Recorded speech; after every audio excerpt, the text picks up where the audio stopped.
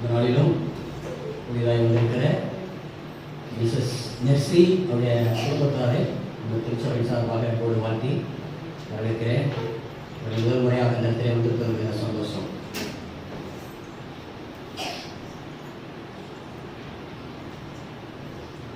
இந்த நாளிலும் தெரிந்து கொள்ளப்படல்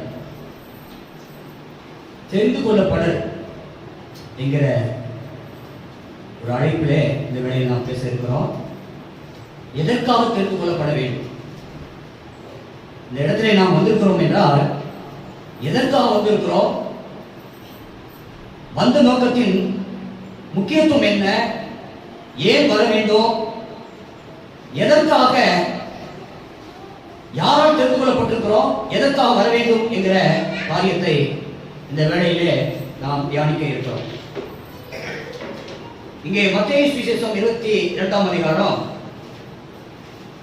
14வது வசனத்திலே நாம் வாசிப்போம். அந்தபடியே அழைக்கப்பட்டவர்கள் அநேகர், தெரிந்து கொள்ளப்பட்டவர்களோ சிலர் என்றார். அழைக்கப்பட்டவர்கள் அநேகர், தெரிந்து கொள்ளப்பட்டவரோ சிலர். ஏன் அநேகர் அழைக்கப்படும் போது ஒரு சிலரை ஏன் தெரிந்து கொள்ள வேண்டும்? எதற்காக தெரிந்து கொள்ள வேண்டும் என்பதை நாம் முதலாவது கண்டுகொள்ள வேண்டும். விதைப்பதெல்லாம் உழைப்பதில்லை. விதைக்க புறப்படுகிறவன் சுமை சுமந்து தூக்கி கொண்டு போகிறார். பாரமான சுமையை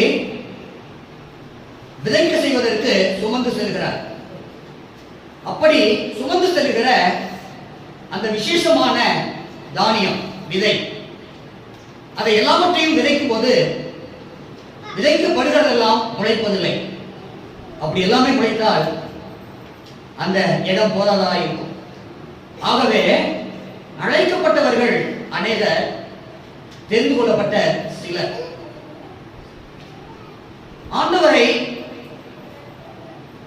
அழைப்பு எல்லாரையும் சந்திக்கிறது. ஆண்டவருடைய அழைப்பு பூமி எல்லை என்று உள்ளவர்களே என்னை நோக்கி பாருங்கள். ஏன் அவர் நோக்கி பார்க்க வேண்டும்? ரட்சிக்கப்படுவதற்கு, விடுதலை அடைவதற்கு என்னை நோக்கி பாருங்கள் என்று ஆண்டவர் அழைக்கிறார். இப்படி அழைக்கப்பட்டிருக்கிற அந்த அழைப்பை சிலருக்கு கேட்கிறது, சிலருக்கு மந்தமாய் இருக்கிறது, சிலருக்கு எங்களுக்கு தேவையில்லாத ஒரு வார்த்தை என்பதை உணர்வை நாம் பார்க்கிறோம். ஆனாலும் கர்த்தராகிய ஆண்டவர் சொல்லுகிறார், மகனே மகளே, நான் உன்னை தெரிந்து கொண்டேன், நான் உன்னை பெயர் சொல்லி அழைத்தேன், நீ என்னுடையவன் என்னுடையவள் என்று ஆண்டவர் நம்மை அழைக்கிறார். இங்கே ரோமர்கள் நிறுவனத்திலே வாசிக்கும் போது ரோமர் 11ஆம் அதிகாரம் 7வது வசனம், அப்படியானால் என்ன? இஸ்ரவேலர் தேடுகிறதை அடையாமல் இருக்கிறார்கள், தெரிந்து கொள்ளப்பட்டவர்களோ அதை அடைந்திருக்கிறார்கள். மற்றவர்கள் இன்றைய தினம் வரைக்கும் கடினப்பட்டிருக்கிறார்கள். கர்த்தருடைய பிள்ளைகளே, இஸ்ரவேல் ஜனங்களை குறித்து இங்கே சொல்லுகிறார். என்ன காரியத்தை ஆண்டவராகிய தேவன் சொல்கிறார்? அப்படியானால் என்ன? இஸ்ரவேலர் தேடுகிறதை அடையாமல் இருக்கிறார்கள். ஒரு காரியத்தை நான் தேடி போறேன், அது கிடைக்காம போயிட்டா என் மனம் சோர்வடைகிறது. ஒரு காரியத்தை பெற்றுக்கொள்ள நான் போகிறேன், பிரயாசப்படுகிறேன், அது கிடைக்காவிட்டால் மன சஞ்சலப்படுகிறேன். ஆனால் இஸ்ரவேல் ஜனங்களோ இங்கே என்ன செய்கிறார்கள்? தேடுகிறதை அடையாமல் போகிறார்கள். தெரிந்து கொள்ளப்பட்டவர்களோ அதை அடைந்திருக்கிறார்கள். மற்றவர்கள் இன்றைய தினம் வரைக்கும் கடினப்பட்டு இருக்கிறார்கள். யார் அடைந்திருக்கிறார்? யார் தெரிகிறதை அடையாமல் இருக்கிறார்? அழைத்து வந்தவர்கள் எல்லாம் நீதிமான்கள் அல்ல. வேதத்தை வைத்திருக்கிறவர்கள் பரிசுத்தவான்கள் அல்ல. ஊழியக்காரர்கள் எல்லாம் அவருக்கு பிரியமான காரியத்தை செய்வதல்ல. அவருடைய சித்தத்தை நிறைவேற்றுகிறவர்கள் தான் அதை அடைய முடியும். ஆனால் இஸ்ரவேல் ஜனங்கள் தேடுகிறார்கள், ஆனால் அதை அடைய முடியவில்லை. ஏன் அடைய முடியவில்லை? காரணம் என்ன? அவர்கள் தேவனால் தெரிந்து கொள்ளப்பட்ட ஜனம். தெரிந்து கொள்ளப்பட்ட அந்த ஜனம் அதை அடையாது இருக்கிறார்கள். ஆனால் அதை அடைந்த பிள்ளைகள் யார் என்று நான் பார்க்கும்போது தேவனால் தெரிந்து கொள்ளப்பட்ட பிள்ளைகள், தேவனுடைய உணர்வை பெற்ற பிள்ளைகள் என்ன செய்கிறார்கள்? அதை அடைத்து இருக்கிறார்கள். இன்னைக்கு நீங்கள் நாமும் நீதியான காரியங்களை தேடும் போது, பரிசுத்தமான வழியில் நடக்கும் போது அதை நாம் என்ன செய்கிறோம்? பெற்றுக் கொள்கிறோம். அநீதியான நடவடிக்கைகள், பாவமான உணர்வுகள் இருக்கும்போது பாவத்தோட நாம் இறைவனை என்ன செய்ய முடியாது? சந்திக்க முடியாது. அவரை தேடுகிற பிள்ளைகள் காண மாட்டார்கள்.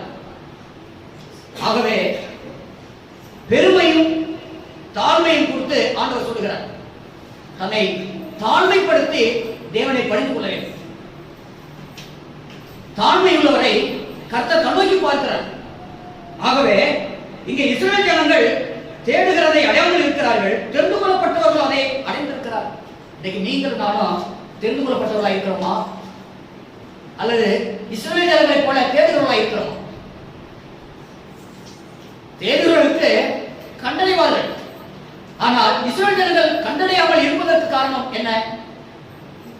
அவருடைய பாவம், அவருடைய உணர்வு எப்படிப்பட்டதாக? உலகத்துக்குரியதாக இருக்கிறது. பரலோக உணர்வை உடையவர்களாக தேடுகிறவர்களுக்கு அது கட்டாயம் கிடைக்கும். எதனாலே அது கிடைக்கும் என்று சொன்னால், அவர்கள் அவரை சார்ந்து அவரை தேடுகிறார்கள், அவரை நம்பி அவர் வழியிலே நடக்கிறார்கள். ஆகவே அவரை தேடுகிற பிள்ளைகள் கண்டு கொள்வார்கள். இங்கே கொலோசியர் 3ஆம் அதிகாரம் 12வது வசனம். கொலோசியர் 3ஆம் அதிகாரம் 12வது வசனம். ஆகையால் நீங்கள் தேவனால் தெரிந்து கொள்ளப்பட்ட பரிசுத்தரும் பிரியருமாய் சுருக்கமான இரக்கத்தையும் தயவையும் மனத்தாழ்மையையும் சாந்தத்தையும் நீடிய பொறுமையையும் தரித்துக் கொண்டு. கர்த்தருடைய வார்த்தையை நாம் பார்க்கும்போது இங்கே தேவனால் தெரிந்து கொள்ளப்பட்ட பரிசுத்தரும் அவருக்கு பிரியமான உருக்கமான இரக்கத்தை பெறுகிற பிள்ளைகள், அவர்கள் எப்படிப்பட்டவர்களாக இருப்பார்கள்? மனத்தாழ்மை, சாந்தம், நீடிய பொறுமை உடையவர்களாக இருப்பார்கள். ஆண்டவர் என்னை அழைத்திருக்கிறார் என்று சொன்னால், அவர் சர்வத்தையும் படைத்த கடவுள் அவர் உலகத்திலே வாழ்ந்திருக்கும் போது நம்ம என்ன செய்தார்? ஒப்பு கொடுத்தார். நான் பரிகாரியாகிய கர்த்தர், சேவை செய்வதற்காக நமக்காக ஒப்பு கொடுக்கப்பட்டவர். உங்கள் தேவைகளையும் என்னுடைய தேவைகளையும் உலகத்தில் இருக்கிற எல்லாருடைய விருப்பத்தை நிறைவேற்றுவதற்காக பாரபட்சம் இல்லாமல் அவர் என்ன செய்தார்? உதவி செய்கிறவராக இருந்தார். ஆகவே அந்த மேலான தெய்வத்தை தெரிந்து கொள்ளப்பட்ட பரிசுத்த பிரியமான ஜனம் நீங்களும் நானும். நாம் எப்படிப்பட்ட உணர்வுடையவர்களாக இருக்க வேண்டும்? சாந்தமும் நீடிய சமாதானம் உடையவர்களாக இருக்க வேண்டும். நம்மிலே காணப்படக்கூடிய காரியம் ஒருவருக்கு ஒரு எப்படிப்பட்டவர்களாக தாங்கி சுமந்து நடத்தக்கூடியவர்களாக இருக்க வேண்டும். கர்த்தருடைய பிள்ளைகள் அவருக்கு பிரியமான காரியங்களை செய்வதற்காக ஒருவருக்கொருவர் தாங்கி சுமந்து சரியான பாதையில பலனற்றவர்களை பலப்படுத்தி, சோர்ந்திருக்கிறவர்களை உற்சாகப்படுத்தி, அவருடைய நீதியை நிலைநாட்டுவதற்கு நாம் பிரயாசப்பட வேண்டும். அவர்கள்தான் தெரிந்து கொள்ளப்பட்ட ஒரு ஜனம். அப்போஸ்தலனாகிய பவுல் இங்கே சொல்லும்போது 2 தீமோத்தேயு 2ஆம் அதிகாரம் 10வது வசனம். ஆகையால் தெரிந்து கொள்ளப்பட்டவர்களை கிறிஸ்து இயேசுவினால் உண்டான இஸ்ரவேலை நித்திய மகிமையோடே பெற்றுக்கொள்ளும்படி சகலத்தையும் அவர்கள் இருக்கிறேன். தெரிந்து கொள்ளப்பட்டவர்கள் கிறிஸ்து இயேசுவினால் உண்டான ரட்சிப்பை நித்திய மகிமையோடு பெற்றுக் கொள்ளும்படி, நித்திய மகிமையோடு பெற்றுக் கொள்வதற்கு அவருடைய ரட்சிப்பு இலவசம் தான். அதை நித்திய மகிமையோடு பெற்றுக் கொள்ளணும். இன்னைக்கு நான் ஆலயத்துக்கு வந்துட்டேன், ஆண்டவரை தேடிட்டேன், ஆண்டவர் பிரியமா செய்ய வேண்டிய காரியங்கள் செய்கிறேன், அதனால நான் ரட்சிக்கப்பட்டுட்டேன் என்பது அது நியாயமான காரியம் அல்ல. நித்திய மகிமையை பெற வேண்டியதற்கு நாம் எப்படிப்பட்ட தகுதியுடையவர்களாக இருக்க வேண்டும்? சகலத்தையும் அவர்கள் நிமித்தமாக நான் என்ன செய்ய வேண்டும்? வருகிற பாடுகள், போராட்டங்கள், நிந்தைகள், அவமானங்கள் எல்லாவற்றையும் என்ன செய்யலாம்? சகிக்க வேண்டும். இயேசு கிறிஸ்துவை குற்றப்படுத்தினார்கள், இழிவான வார்த்தைகளை பேசினார்கள்.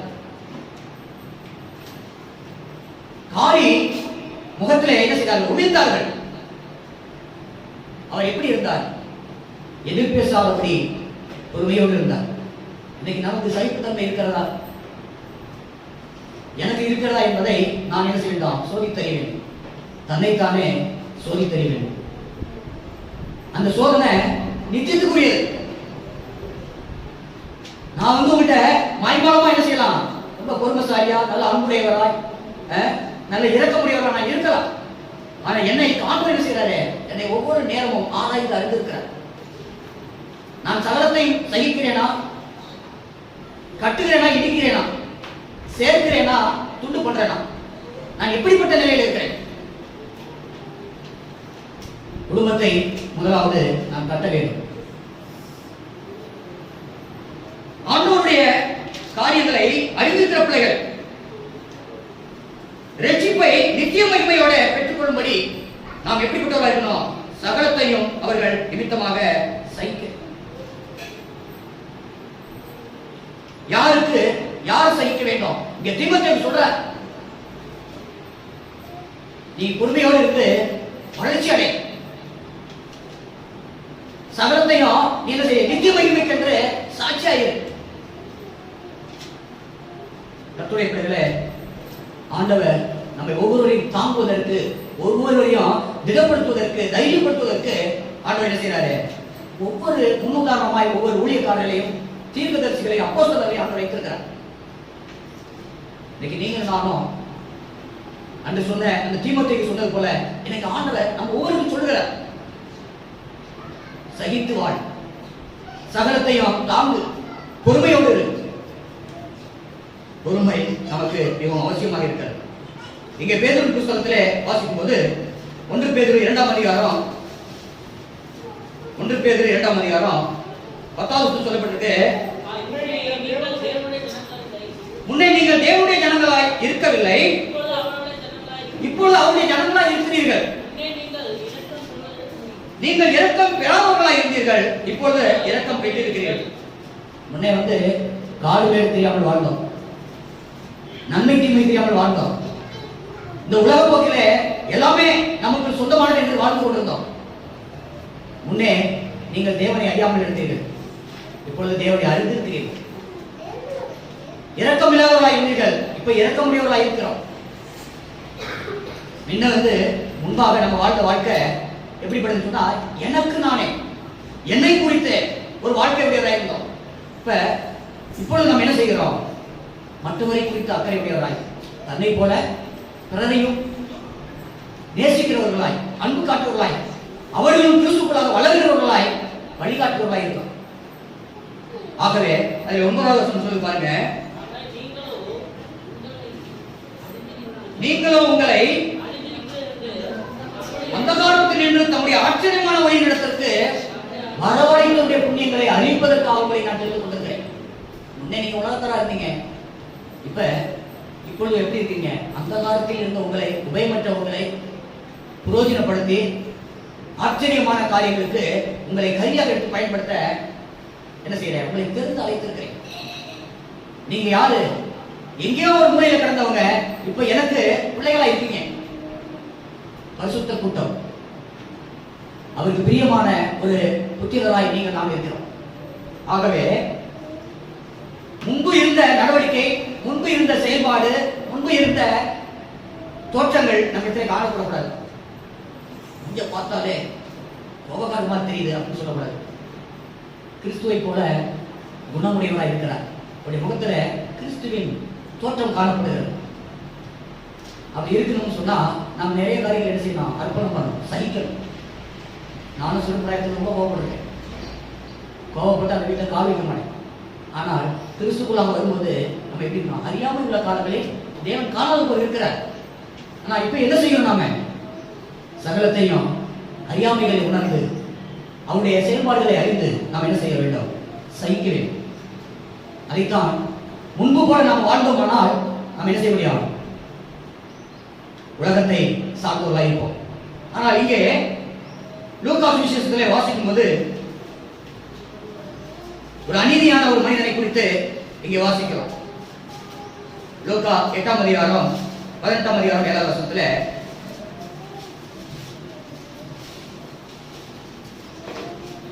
தேவனுக்கு பயப்படாத, மனுஷனை மரியாத ஒரு மனிதன் அவரிடத்தில் ஒரு விதவை என்ன செய்கிறார் என்று சொன்னால், இரக்கம் பாராட்டுவதற்கு நியாயம் விசாரிக்க வருகிறார். அவர் தன்னிலே தயவு கிடைக்கணும், அவர் எனக்கு நியாயம் செய்யணுங்கிறதுக்காக அவர் என்ன செய்யறார், தேடி வருகிறார்.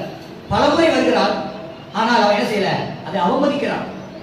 ஆனால் இவர் அடிக்கடி வந்து என்னை தொந்தரவு செய்யக்கூடாது, அலட்டிக் கொள்ளக்கூடாது என்பதற்காகவே அவர் நியாயம் செய்ய நினைக்கிறார்.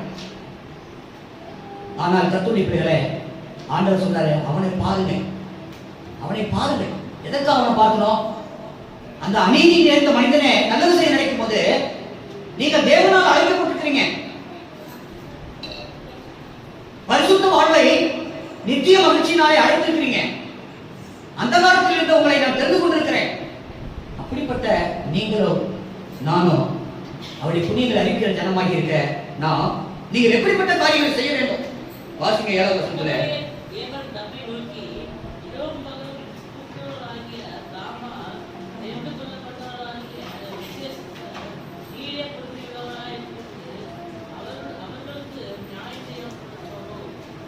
நியாயம் செய்யாமல் இருப்பார். இங்க என்ன கர்த்தருடைய வார்த்தை எப்படிப்பட்டதா இருக்கிறது? அவர் சொல்றாரு, அந்தபடியே தேவன் தம்மை நோக்கி இரவும் பகலும் கூப்பிடுகிறவர்கள் ஆகிய தம்மால் தெரிந்து அழைக்கப்பட்டவர்களின் விஷயத்துல நீடிய பொறுமை உள்ளவராய் இருந்து அவர்கள் நியாயம் செய்யாமல் இருப்பாரோ? கடவுள் நீடிய பொறுமை உள்ளவர்களங்க. சட்டன் டைம்ல ஆபத்திலிருந்து என்ன நோக்கி கூப்பிடு, சமாதானமான நிலையில இல்ல, ஆபத்திலிருந்து என்ன நோக்கி கூப்பிடு. நான் நீங்க சுத்தி தெரியாம உடனே வருவேன். பாருங்க, நம்ம வாழ்க்கையில் அப்படி நான் கண்டு கொண்டிருக்கோம்.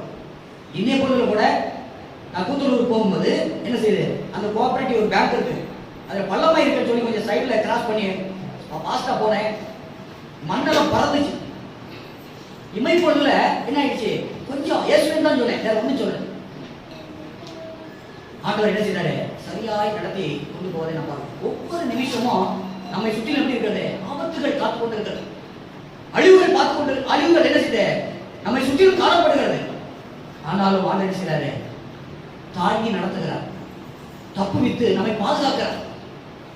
என்னமோ காரியங்கள் உலகத்தில் நடக்குது, ஆனாலும் நமக்கு நடந்தாலும் அதிலிருந்து நம்ம என்ன செய்யறார், நான் உன்னை தூக்கி விடுகிறேன். மரண இருள் பள்ளத்தாக்கு நடந்தாலும் உன்னை பொல்லாப்புக்கு பாதுகாக்கிறேன். கர்த்தருடைய பிள்ளைகளே, இரவும் பகலும் நம்மை நோக்கி கூப்பிடுற பிள்ளைகளுக்கு அவர் என்ன செய்யறாரு, ஏற்ற வேளையிலே நான் நன்மை செய்வதாக இருக்கிறேன். கூப்பிடும் நேரத்தில் உடனே என்ன செய்கிறேன், பதிலளிக்கிறேன். ஆகவே நீடிய பொறுமையோடு அவர் என்ன செய்யறாரு, நமக்கு செய்ய வேண்டிய காரியங்கள் நிறைவாய் செய்து கொண்டிருக்கிறார். அப்படிப்பட்ட அந்த மேலான தெய்வம் உங்களோடும் என்னோடும் கூட இருக்கிறார் என்பதை நாம் உணர்ந்தவர்களாய் அவருக்காக சாட்சியுள்ளவர்களாய் வாழ வேண்டும். ஒரு மேலோட்டமான வாழ்க்கை, ஒரு கடமையிட்ட ஒரு வாழ்க்கை நாம் வாழ்ந்தபடி நான் அவரால் தெரிந்து அழைக்கப்பட்டிருக்கிறேன், அவர் என்னை தெரிந்து கொண்டிருக்கிறார். தெரிந்து கொண்ட கடவுளுக்கு என்னையே நான் அர்ப்பணிக்க வேண்டும். வெளிப்படுத்தின விசேஷத்திலே வாசிக்கும் போது 17ஆம் அதிகாரம் 14வது வசனம். இவர்கள் ஆட்டுக்குட்டியானவருடனே யுத்தம் பண்ணுவார்கள். ஆட்டுக்குட்டியானவர் கர்த்தாதி கர்த்தரும் ராஜாதி ராஜாவுமாய் இருக்கிறபடியால் அவர்களை ஜெயிப்பார். அவரோடு கூட இருக்கிறவர்கள் அழைக்கப்பட்டவர்களும் தெரிந்து கொள்ளப்பட்டவர்களும் உண்மை உள்ளவர்களுமாய் இருக்கிறார்கள் என்றார். கர்த்தருடைய பிள்ளைகளே, 1 மணி நேரம் ராஜாவாக அதிகாரம் பெற்ற அந்த மனிதர்கள் ஒரே யோசனை உடையவராக இருந்து ஆட்டுக்குட்டியாருடைய யுத்தம் பண்ண அவர்கள் பிரயாசப்படுகிறார்கள். 1 மணி நேரம் அதிகாரம் பெற்றவர்கள். ஒரு நாள் ராஜான்னு சொல்லி கூட சொல்றாங்க. ஆனால் 1 மணி நேரத்துல அவர் என்ன செய்தார்கள், ராஜாவாக பெற்று கொண்ட அந்த மனிதர்கள் என்ன செய்யறாங்க, ஒரே யோசனை உடையவர்களாக இருக்கிறாங்க. ஒரே யோசனையாக இருந்து இவர்கள் ஆட்டுக்குட்டியானவருடனே யுத்தம் பண்ணுவார்கள். ஆட்டுக்குட்டியானவர் கர்த்தாதி கர்த்தர், ராஜாவி ராஜா. அவர் எப்படிப்பட்டவர், வெற்றி செலுத்தப்படுகிறது. ராஜாவி ராஜாவுமாய் அவர்களை ஜெயித்தார். அவர்களோடு கூட இருக்கிறவர்கள் அழைக்கப்பட்டவர்களும் தெரிந்து கொள்ளப்பட்டவருமாய் இருக்கிறார். நீங்க அழைக்கப்பட்டவராக இருக்கிறீர்களா அல்லது தெரிந்து கொள்ளப்பட்டவராக இருக்கிறீர்களா? நாம் தெரிந்து கொள்ளப்பட்டவர்களாக இருக்க வேண்டும். ஆண்டவர் தெரிந்து நம்மை அழைத்திருக்கிறார். எதற்காக அழைத்திருக்கிறார்? நித்திய மாட்சிமை அடைவதற்காக. ஆகவே தாய் நம்மை மறந்தாலும், தகப்பன் நம்மை கைவிட்டாலும் நான் மறப்பதில்லை, உன்னை கைவிடுவதில்லை என்று ஆண்டவர் நமக்கு வாக்கு கொடுத்திருக்கிறார். அந்த வாக்குக்கு இணங்க தேவன் உங்களையும் என்னையும் அழைத்திருக்கிறார். அவர் எப்படிப்பட்ட பாதுகாப்பை கொடுக்கிறார்? சங்கீதம் 91ஆம் சங்கீதத்தில் 16வது வசனம் 2-3 வசனத்தை வாசிக்கலாம். நீடித்த நாட்களால் அவனை திருப்தியாக்கி என் ரட்சிப்பை அவனுக்கு காண்பித்தேன். நீடித்த நாட்களாய் திருப்தியாக்குகிறவர். இன்றைக்கு வாழ்க்கையிலும் நடவடிக்கையிலும் தனிப்பட்ட நிலையிலும் அவர் நீடித்த நாட்களினால் நம்மை திருப்தியாக்குகிறார். இன்றைக்கு ஒரு குடும்பத்தாருக்கு திருமண நாள் என்று சொன்னார்கள். திருமண நாள் இது ஒரு ஆசீர்வாதமான ஒரு நாள். எத்தனை பேர் வாழ்க்கையில எத்தனாவது ஆண்டுகள் என்று சொல்லல, எந்த முழு விவரமும் எனக்கு தெரியவில்லை. ஆனால் திருமண நாள் அவர்களுக்காக ஜெபிக்கணும் என்று சொன்னார்கள். நீடித்த வாழ்வு. எத்தனையோ பேர் வாழ்க்கையில சஞ்சலமும் தவிப்பும் இருக்கும்போது கர்த்தரை தேடுகிற பிள்ளைகளுக்கு நீடித்த வாழ்வு அவர்களை திருப்தி ஆக்குகிறது. இந்த குடிகார மனுஷனை நான் துணையை ஏற்றுக்கிட்டேனே, ஒரு நாள் நிம்மதி வாழ முடியும்னு சொல்லுறவங்க எத்தனை பேர் இருக்காங்க. ஆனால் தேவனுடைய பிள்ளைகளுக்கு நீடித்த வாழ்வை, மகிழ்ச்சியான சந்தோஷத்தை கொடுக்கிறதுக்கு தேவன் செய்கிறார். அவருடைய திருமண நாளை தேவன் ஆசீர்வதிக்கிறார். திருமணம் என்பது ஒரு பரிசுத்தமானது. வாழ்க்கையை இறைவன் ஏற்படுத்துகிற காரியம். அந்த இறைவனால் தேர்ந்து கொள்ளப்பட்ட பிள்ளைகள் வாழ்க்கையில நீடித்த சந்தோஷத்தை தேவன் கொடுக்கிறவராக இருக்கிறார். அவர் வாழ்க்கையில் எப்படிப்பட்டவராக ஒருமனப்பட்டவர்களாக இருக்கிறார். ஒரே இதயம் உடையவர்களாய், ஒரே மகிழ்ச்சி உடையவர்களாய், ஒரே சந்தோஷத்தை அடைந்தவர்களாக இருக்கிறார். வாழ்க்கையில ஆரம்பத்திலே உணர்வுகளை புரியாதபடி என்ன செய்யறாங்க, சில மனவேற்றுமை காணப்படலாம், சில அந்தஸ்தை எதிர்பார்க்கலாம். ஆனால் 2 பேர் மனமும் ஒருமுறைப்பட்டால், ஒரே சரீரமாக மாறினால் அங்க என்ன ஆகிறது? எல்லாமே சமாதானமாக ஆசீர்வாதமாக இருக்கும் என்று நாம் பார்க்கிறோம். ஒரே மாமிசமும் ஒரே சரீரமும் உடையவர்களாய் இருப்பதற்கு ஒருவருக்கு ஒரு முதலாவது என்ன செய்யலாம்? புரிந்து கொள்ள வேண்டும். ஒருவரை ஒருவர் அறிந்து கொள்ள வேண்டும். அப்படிப்பட்ட ஒரு வாழ்க்கை கிறிஸ்துவால் ஏற்படுத்தப்பட்ட ஒரு குடும்ப வாழ்க்கை என்பதை கடவுள் நமக்கு போதித்திருக்கிறார். ஆகவே இந்த குடும்பத்தால் நீடித்த வாழ்வும் மகிழ்ச்சியும் அடைவதற்கு தேவன் ஒத்தாசை பண்ணுகிறவராக இருக்கிறார். யோவான் 15ஆம் அதிகாரம் 9 - 12 வரை வாசிங்கள். பிதா என்னில் அன்பாயிருக்கிறது போல நானும் உங்களில் அன்பாயிருக்கிறேன். என்னுடைய அன்பிலே நிலைத்திருங்கள். நான் என் பிதாவின் கற்பனைகளை கைக்கொண்டு அவருடைய அன்பிலே நிலைத்திருக்கிறது போல நீங்களும் என் கற்பனைகளை கைக்கொண்டிருந்தால் என்னுடைய அன்பிலே நிலைத்திருப்பீர்கள். என்னுடைய சந்தோஷம் உங்களில் நிலைத்திருக்கும்படிக்கும் உங்கள் சந்தோஷம் நிறைவாயிருக்கும்படிக்கும் இவைகளை உங்களுக்கு சொன்னேன். நான் உங்களில் அன்பாயிருக்கிறது போல நீங்களும் ஒருவரிலொருவர் அன்பாயிருக்க வேண்டும் என்பதே என்னுடைய கற்பனையாயிருக்கிறது. கற்பனைய ஜனமாகி நாம் ஆண்டவர் சொல்றாரு, ஒருவருக்கு ஒரு அன்பாய் இருக்க வேண்டும். இதை தனிப்பட்ட நிலையும் பார்க்கலாம், குடும்ப நிலையும் பார்க்கலாம். கணவன் மனைவியில அன்பு இல்லாம மற்றவர்கள் நாம் அன்பு இருக்க முடியாது, உறவு வைக்க முடியாது. குடும்ப உறவு மிகவும் அவசியமானது. ஏன் சொன்னா, குடும்பத்தை ஆண்டவர் ஏற்படுத்தியிருக்கிறார். குடும்ப வாழ்க்கையில மகிழ்ச்சி அடைய வேண்டுமானால் ஒருவருக்கு ஒரு விட்டு கொடுத்து ஒரே சிந்தையுடையவர்களாய், ஒரே சரீரமாக, ஒரே நோக்கத்தோடு இந்த உலகத்தில் வாழ்வதற்கு அருமையான இந்த தம்பதிகளை தேவன் ஆசீர்வதிப்பாராக. ஆகவே உங்களில் நீங்கள் மகிழ்ச்சியாய் வாழ்வதற்கு கர்த்தருக்கு பயந்து அவருடைய கற்பனைகளை கைக்கொண்டு அவருக்கு சாட்சியாய் வாழும்போது நீங்கள் சந்தோஷமாய் இருக்கிறீர்கள், உங்களுடைய குடும்பமும் சந்தோஷமாய் இருக்கும். நீங்கள் போகிற பக்தி நிறைந்த கற்பனைக்கு கீழ்ப்படிந்த ஒரு வழியில நடக்கிற அந்த திருச்சபையிலும் ஒரு சந்தோஷம் காணப்படும் என்று வேதம் நமக்கு ஆழமாக போதிக்கிறது. ஆகவே இந்த வேளையிலும் உங்களுடைய திருமண நாளை தேவன் ஆசீர்வதிப்பாராக. இந்த நாள் மனமகிழ்ச்சிக்குரிய நாள், கர்த்தருடைய நாளில் இந்த நாள் இப்போது உங்களுக்கு மிகுந்த ஆசீர்வாதம், இரட்டிப்பான ஆசீர்வாதம். ஆகவே உங்களை குடும்பத்தை தேவன் ஆசீர்வதிப்பாராக. நீங்கள் தெரிந்து கொள்ளப்பட வேண்டிய காரியம், தேவனுக்கு பயந்து அவர் ஒருவருக்கே ஆராதனை செய்து அவருக்கு சாட்சிகளாய் வாழ்வதற்கு தேவன் உங்களை எடுத்து பயன்படுத்துவாராக. ஆகவே வந்திருக்க நம்ம ஒவ்வொருமே, நான் அழைக்கப்பட்டிருக்கிறேன், நான் தெரிந்து கொள்ளப்பட்டிருக்கிறேன், கடவுள் என்னை அழைத்திருக்கிறார், அந்த அழைப்பை ஏற்று நான் அவரை தெரிந்து கொண்டிருக்கிறேன், அவருக்காக இந்த உலகத்திலே செய்யலாம் சாட்சியாய் வாழ ஆவியானவர் நம்மை எடுத்து பயன்படுத்துவாராக.